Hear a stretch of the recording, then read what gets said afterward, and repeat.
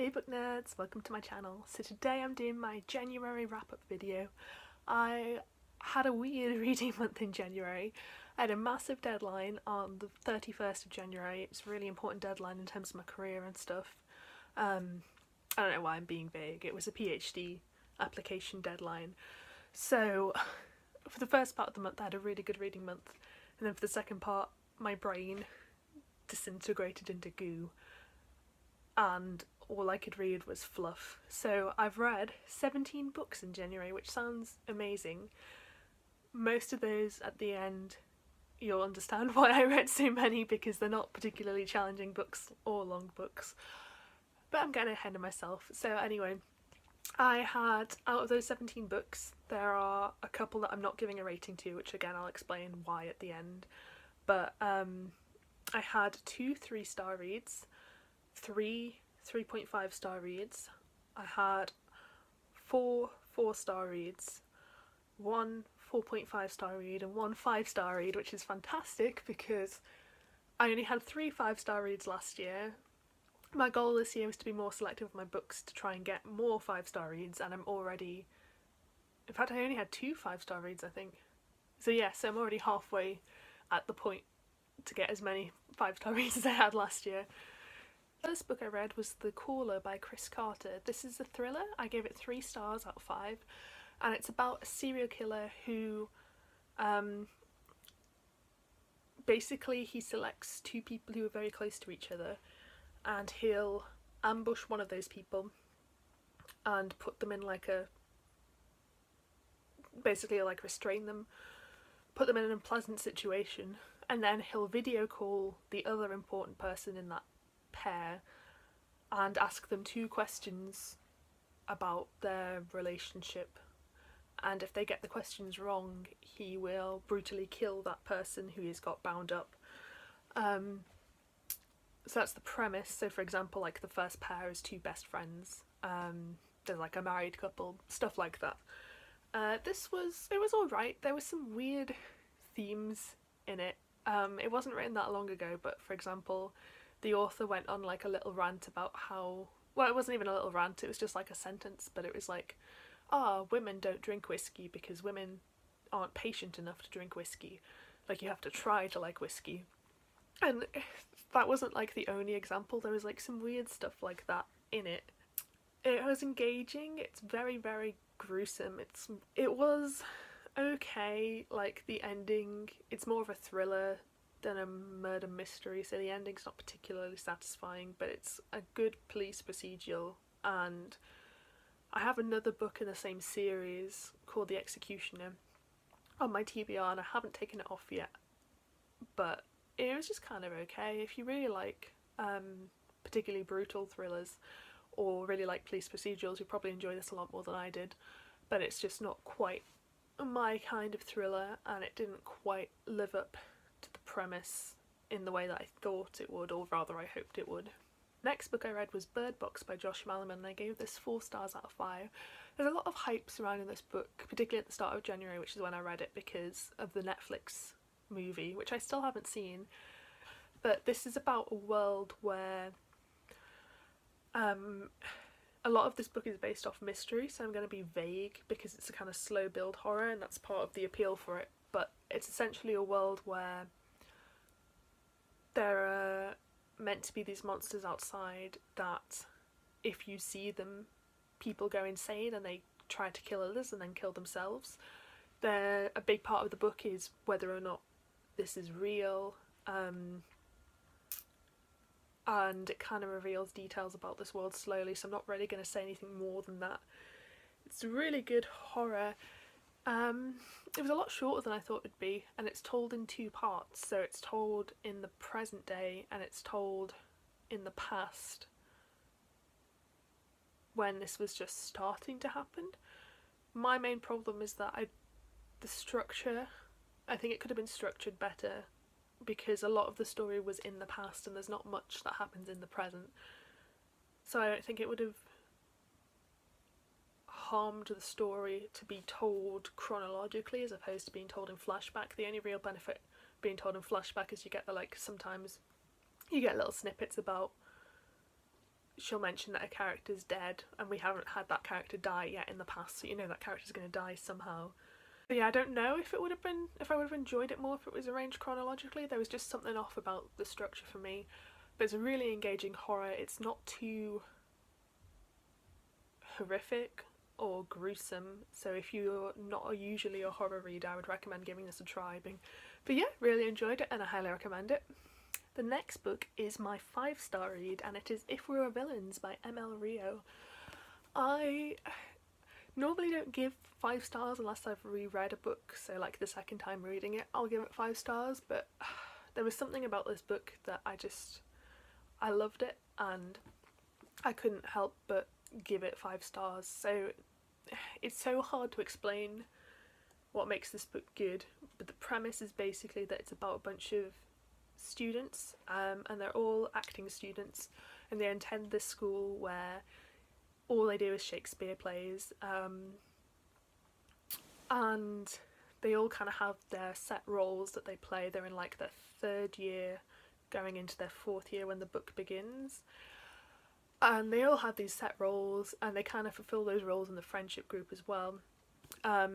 Now in the present day there's the main character Oliver, and he has been sent to prison and served time for a crime, a murder specifically, and he's just been let out, and the inspector who investigated the case at the time has come to meet him when he leaves prison, and the inspector is retired now, and he says, I just want to know what really happened before I die, basically, and Oliver agrees to tell him. And then that's where the whole story is. It's kind of set in flashbacks, but not really. It's just him telling the story. So you kind of get this slow build. It's very, very character driven, this book. It should have annoyed me. It's got like this kind of the pretentious, meaningful writing style that I normally hate, but because they were all Shakespeare actors and because it was told from Oliver's point of view, it worked really, really well, because that is how that group of people would act. Yeah, it's just really, really good. If you like the sound of the premise, I definitely recommend reading it. It's so hard for me to explain why it's good, because it is just the feelings that it induces in me, but yeah, it's a really good read and I would definitely recommend you pick it up. Next book was kind of disappointing, and that is An Unwanted Guest by Shari Lapena. I gave this 3.5 stars out of 5. This is a mystery book, and it's about a group of people who go to this hotel, and they get snowed into this hotel, and then someone dies, potentially is murdered, and it's basically about how bad things keep happening in this hotel, and they're all trying to work out what's going on when they're cut off from the outside world. Things I liked about this book: it's got a really good cast of characters. I really liked the way it was written and the way the plot is structured. It's very, very Agatha Christie-esque. It's got it swaps from character to character, so you get like a couple of pages narrated by one character. It's all third person, but you know, it focuses on one character and then it flips and it focuses to another character. There's some really good character relationships in this, as in I really liked how characters were written. Particularly there's a married couple, an older married couple, and their story was one of the most interesting ones to me. The reason that it was disappointing is because the ending isn't great. It's not an Agatha Christie ending, which I wasn't expecting it to be, but I was expecting it to be a good mystery ending, and it's not. It's kind of like a thriller ending, whereby I mean it's like goes for shock value rather than what makes sense and what would be an interesting thing for you to work out. So yeah, it's a bit of a tough one. It is a good book and I do recommend it, particularly this time of year, because it's absolutely freezing everywhere and it's really atmospheric, and I loved reading it. Like tucked up in bed under my blanket with my candle going. It was a really nice reading experience. But if you have low expectations for the ending, you might enjoy it more. It's more about the ride to that ending and the good characters and like the atmosphere, as opposed to the actual plot, which means a lot of people probably won't enjoy this if you're more of a plot-based reader. But yeah, I can't say it's awful. It was really good and I do really like it. The next book was a complete surprise, and that was Girl in the Window, or The Girl in the Window by Penny Joelson.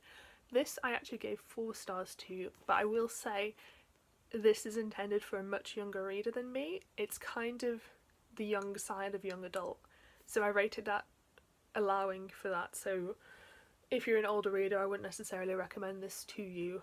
I really enjoyed it, but it does read for a younger audience. But I thought this was a thriller, and this was a present for my partner, and it's actually not. It's about a girl who's got a chronic condition, and she is housebound, she can't go to school or anything.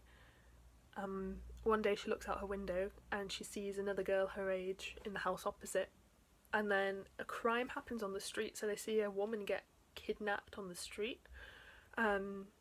Our main character phones the police and then tells the police that the girl across the street was also watching, so they should go talk to that house because she might be able to provide more details that the main character couldn't. The police then tell her that there's no girl who lives across the street and she was just imagining it. So she starts trying to work out what's going on with the girl about across the street. There's some really good stuff about her chronic condition and how she's trying to live with that. It's much more of a contemporary, with some thriller elements, but it's more like mystery elements. And she makes friends, she gets with a neighbour, and there's all these little subplots going on. And yeah, it was a really interesting read. It was really a really good portrayal of chronic pain, I thought. I've never suffered myself, but I had a close friend who suffered with the condition, so I learnt a lot about it from them. And yeah, from what I've seen, and also I've studied it as part of my psychology degree, but it seemed to portray it really well. It brought up a lot of interesting points and dilemmas about living with the chronic condition.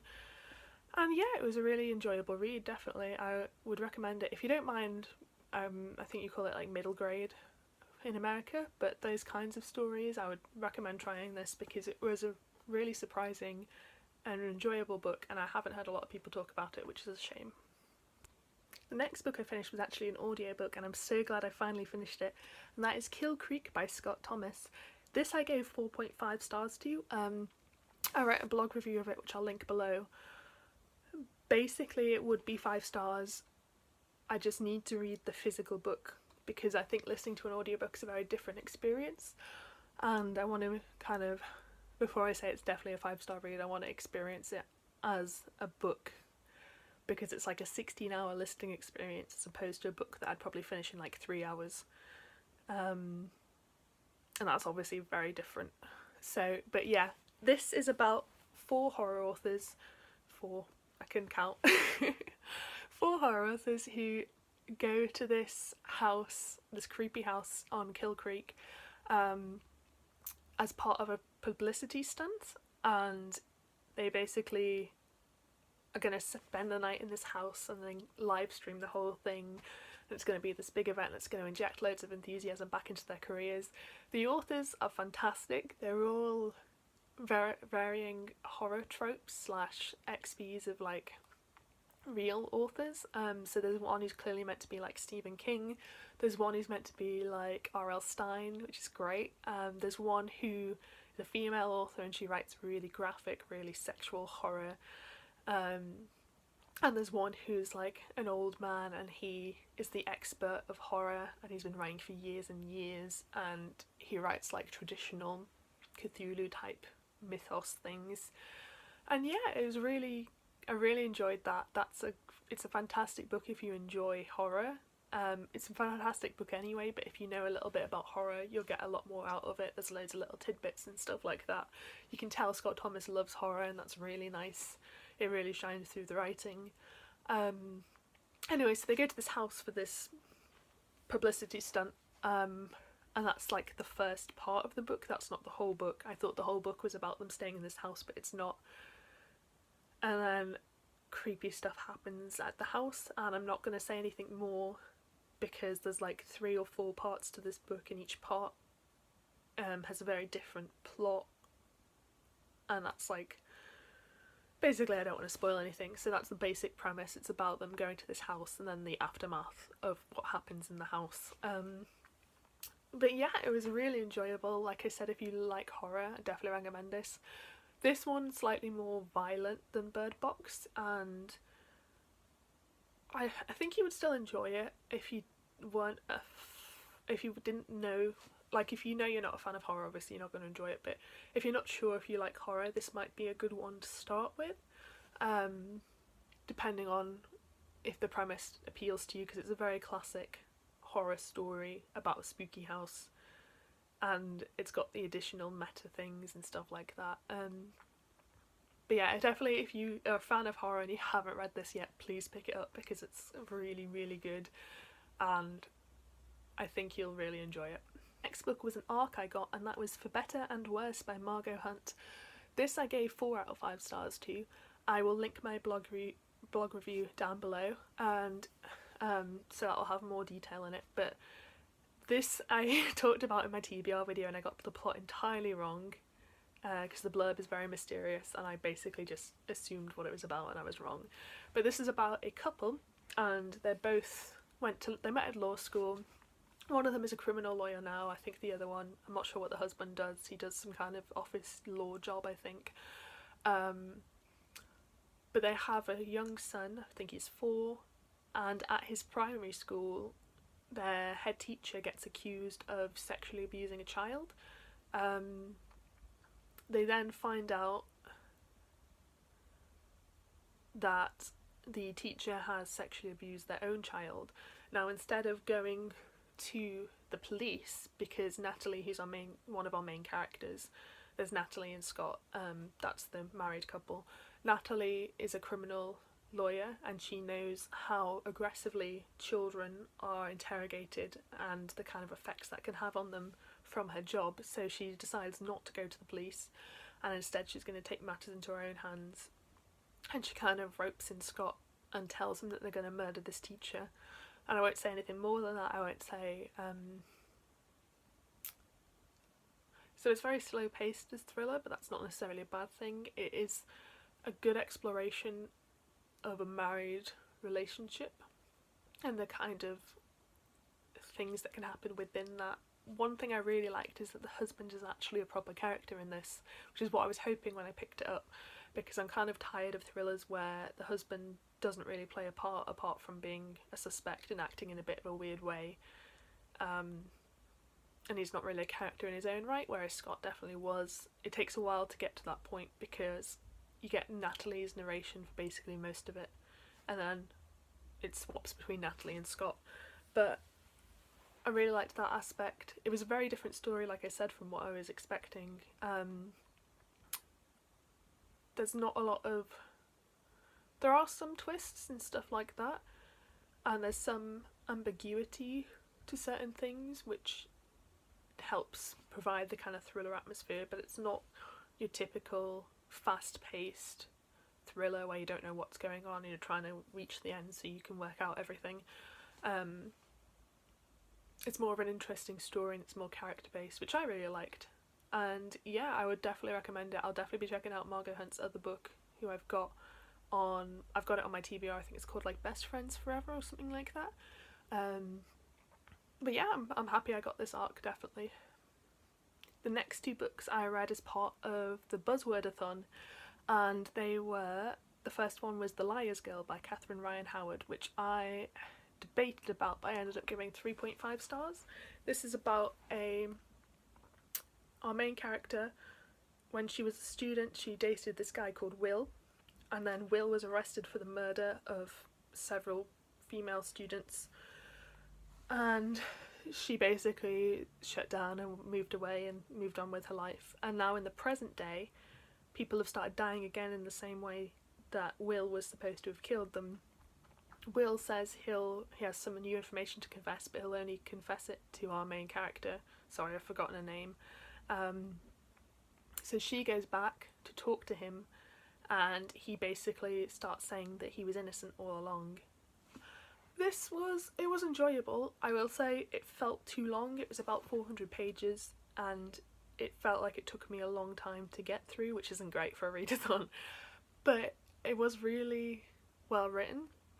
The characters were pretty good. My main problem was just the plot, I think, was the weakest element, and it started off well, but I think maybe we need more of a focus on Will for the plot to work in the direction it took. I think it just started off really strong and then tapered off near the end, maybe because of the length, but for whatever reason I didn't want to rate it higher than a 3.5. The other book I read for Buzzwordathon, because I did only read 2 because I was insanely busy, was Every Last Lie by Mary Kubica. This I actually gave 3.5 stars to. This has got a fairly low average rating on Goodreads, and I think I understand why, having read it. But this is about a woman whose husband was in a car crash with their 4-year-old daughter, maybe younger actually, I'm not sure how old she was, and then he died, but the daughter lived unharmed, and the daughter starts having, like, she starts saying stuff that makes our main character think that maybe things weren't an accident, and our main character starts investigating her husband's death and kind of spirals down into paranoia and grief. This had lots of subplots going on. It had lots of good potential solutions to the overall thriller of what happened to, the overall mystery of what happened to her husband. So I really liked that. I really liked the ending. I think the ending is the reason it's controversial, and I'm not going to say more than that because I don't want to spoil anything. But I was initially disappointed by the ending, and then I digested it and I liked it a lot. So it's not... Yeah, I basically just don't have any expectations. I do understand why it's got low ratings, but I really liked it because I really liked how it handled the topics of grief. I really liked all the different subplots are quite interesting, which is impressive.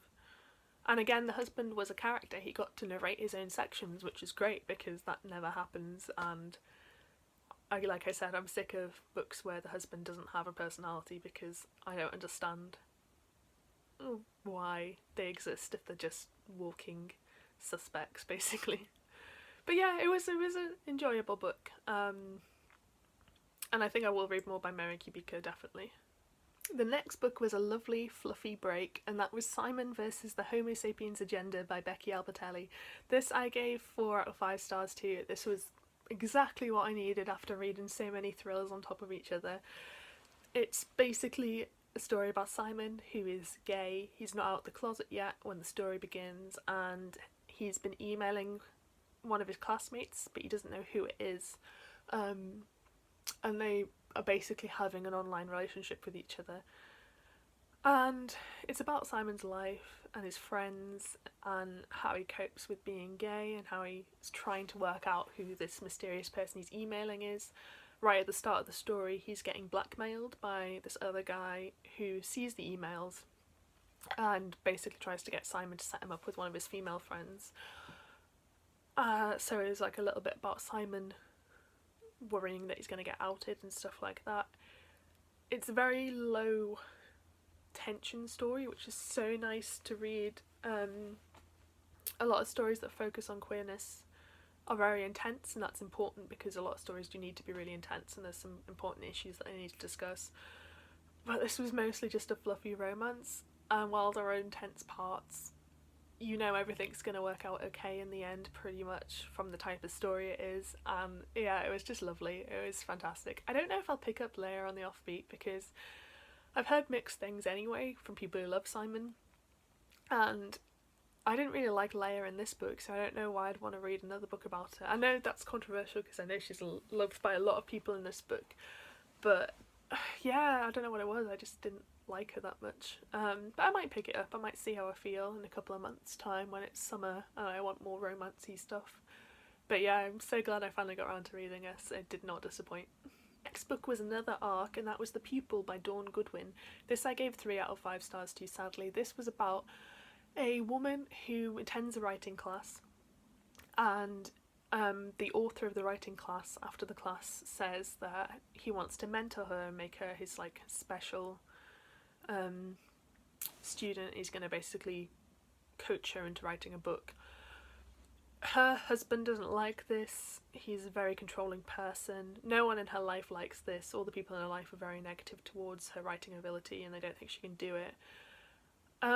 This book confused me because the blurb implies that it's about something completely different. So the writer, the male author has a wife, and that wife is a publisher, and the way the blurb is phrased is it says that the publisher is suspicious of her husband's new student and thinks that she knows her from her past, and if she's right, she's going to make that student pay.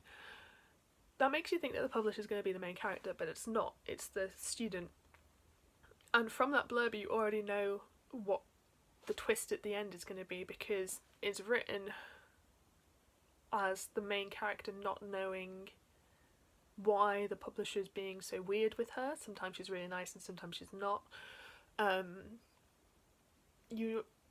Basically, there's literally no twist in this, so I'll link my blog review down below, and that is spoiler free, so you can read that if you want more details about this. But yeah, it doesn't, the entire plot is given away by the blurb. But yeah, nothing surprising happens. The characters are interesting enough, the story has some good things that happen in it, like good plot points, but yeah, I just reached the end and I was kind of like, well, I knew that was going to happen from the start because everything is told to you, and even though there is a mystery that the main character has in her past, it's really not that hard to figure out at all. So yeah, it was just kind of disappointing. And that's the last book I'm going to discuss in detail, because what I read for the rest of this month was the Princess Diaries books. So like I said, I had a PhD application, my brain was completely fried by reading endless academic papers and trying to do coding and all the stuff I have to do for this application.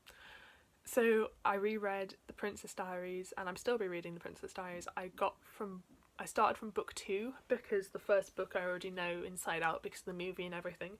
So I started from the second book and I got up to the 7th book before January ended, and I just finished the 8th book last night when it was technically February the 1st.